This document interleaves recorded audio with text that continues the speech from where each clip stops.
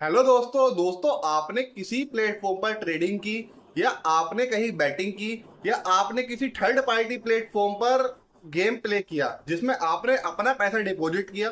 ठीक है, तीनों एक्टिविटी में से किसी में भी आपने अपना पैसा डिपॉजिट किया, देन आप वहां जीत गए, आपका प्रॉफिट हुआ, आपने वहां से विड्रॉल लगाया। बहुत सिंपल है। ठीक है, आपका पैसा वहां से आपके अकाउंट में क्रेडिट हो जाता है। बट कुछ टाइम बाद आपके फोन पर एक मैसेज आता है कि भाई आपका अमाउंट जो है, आपका जो पेमेंट है वो लीन में चला गया है या आपका अकाउंट डेबिट फ्रीज हो गया है। मान लीजिए मैसेज नहीं भी आता, देन आप उस पैसे का यूज करने के लिए जैसे ही किसी यूपीआई एप्लीकेशन का या आप मोबाइल बैंकिंग का यूज करते हैं, वो पैसा ट्रांसफर नहीं होता। आप एक्टिविटी चेक करते हैं मोबाइल बैंकिंग में या अपने स्टेटमेंट देखते हैं तो पता चलता है वो पैसा लीन में चला गया या भाई आपका अकाउंट होल्ड हो गया है। ठीक है, तो ये क्यों हुआ?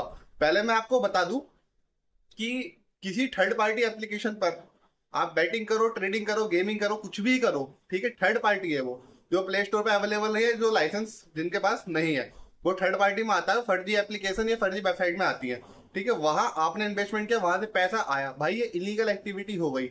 उस पर किसी ने साइबर कंप्लेंट कर दी, कोई लॉस में गया होगा भाई, आप प्रॉफिट में गए हो तो उस साइबर कंप्लेंट की वजह से वो उसमें जो अकाउंट लिंक था प्लेटफॉर्म में, बैटिंग बैटिंग में, गेमिंग में या किसी एप्लीकेशन में जहां आपने अपना इन्वेस्टमेंट किया था, उसमें जो अकाउंट लिंक था, साइबर कंप्लेंट हुई उस अकाउंट पर हुई। देन उससे जिस जिस अकाउंट में पैसा ट्रांसफर किया गया, जहां जहां उससे पैसा क्रेडिट हुआ, चाहे वो 10 अकाउंट हो, 5 अकाउंट हो या 100 अकाउंट हो, उन सारों पर ही लीड मार्क लग जाएगा। वो अकाउंट फ्रीज भी हो सकते हैं। ठीक है, अगर आपका भी अकाउंट लीड मार्क या फ्रीज हो गया है, आप बैंक गए, आपने वहां पता किया भाई साइबर सेल ने किया है, वहां से कांटेक्ट करो, हो सकता है सही हो जाए, हो सकता है ना भी हो। देन आपने सोचा भाई साइबर सेल का नाम सुनकर कि मैं भाई साइबर सेल कांटेक्ट क्यों करूं, आप डर गए और आपने उनसे बात नहीं की। बट आपके माइंड में एक बात आती है कि भाई इस अकाउंट को मैं ऐसे ही छोड़ देता हूँ। ठीक है, इससे क्या फर्क पड़ रहा है, अभी पैसे ही तो मेरा नुकसान चला गया, बाकी होगा तो कुछ नहीं। तो ये आपकी बहुत बड़ी गलत फहमी है, आप ये गलती कभी ना करें। अगर साइबर सेल इन्वेस्टिगेशन करती है तो उसको कॉपरेट करें, अदरवाइज अपने तरफ से ही उनसे कांटेक्ट करें।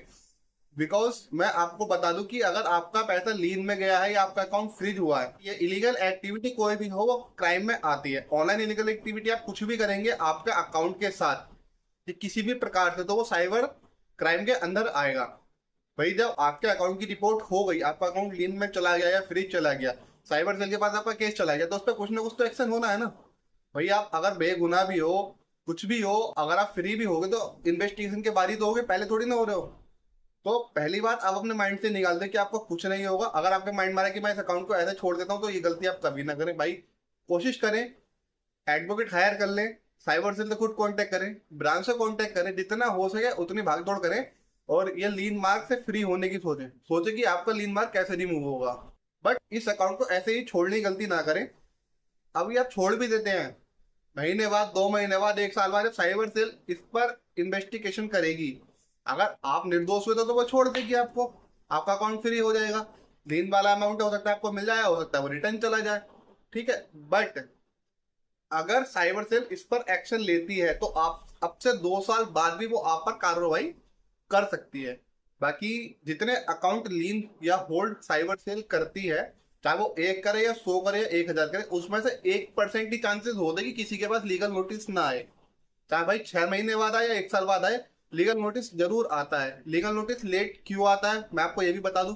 बिकॉज आज की डेट में इंडिया में जो अपना क्राइम चल रहा है, उसमें से 75% साइबर क्राइम ही है, 25% अदर में आता है। 75%, तो सोचो कितने केसेस साइबर सेल के पास पड़े हुए हैं जो पहले से कंप्लेंट है, जिनके अकाउंट से पैसा कट गया, मनी लॉन्ड्रिंग में लूट गए, या किसी एप्लीकेशन ने लूट लिया, या किसी ने हैकिंग कर ली, किसी ने पैसा उड़ा लिया, सबने साइबर कंप्लेंट करी। उनके जो पहले से केस पड़े हैं, जो बड़े बड़े केस साइबर सेल देख रही है, अभी उसमें भी बिजी है। जो पहले केस पड़े हुए हैं उनको भी सॉर्ट आउट करने में बिजी है।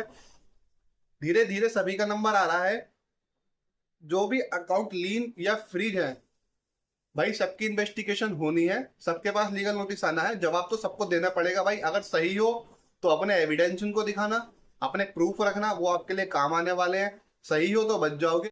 बट अगर आप सही नहीं हो, आपने भाई जान पूछे कोई बड़ी इलीगल एक्टिविटी करी है और आपका अकाउंट उससे फ्रीज हुआ है, चाहे मनी लॉन्ड्रिंग हो या आपने अपना अकाउंट रेंट पर दे दिया जिसका कमीशन आपको मिलता था, लेकिन उसमें जो पेमेंट आती थी वो सारी इलीगल होती थी, अगर आपने ऐसा किया है तो आपका बचना बहुत मुश्किल है। ठीक है, इसलिए आगे ऐसा काम ना करें। बाकी जो अकाउंट लीन में गया है उसमें किसी बैटिंग, ट्रेडिंग, गेमिंग या किसी भी थर्ड पार्टी प्लेटफॉर्म से, एप्लीकेशन से या वेबसाइट से इन फ्यूचर अभी से ट्रांजेक्शन ना करें। भाई अपने पर्सनल यूज के लिए अकाउंट चलाओ, क्यों फालतू लफड़ों में पड़ रहे हो? अगर गलती करोगे तो भुगतना तो पड़ेगा। अभी आपके लिए एक ही सॉल्यूशन है कि अगर आपका अकाउंट फ्री या लीन हुआ है, आप बैंक से कांटेक्ट कर लो। अपने जो प्रूफ है आपके ट्रांजेक्शन के, जो आपने लीगल पैसा लगाया है, भाई गेम खेले हो तो या ट्रेडिंग की है तो उसके एविडेंस बैंक को दे दो। साइबर सेल का वहां से डिटेल ले लो, उनसे कांटेक्ट कर लो, वहाँ एविडेंस दे दो। जैसे भी सॉर्ट आउट हो कर लो, या फिर एक एडवोकेट हायर कर लो, कोर्ट के थ्रू सॉर्ट आउट कर लो और सारी टेंशन से फ्री हो जाओ। बाकी अगर वीडियो अच्छी लगे तो वीडियो को लाइक भी कर दो और चैनल को सब्सक्राइब भी कर दो।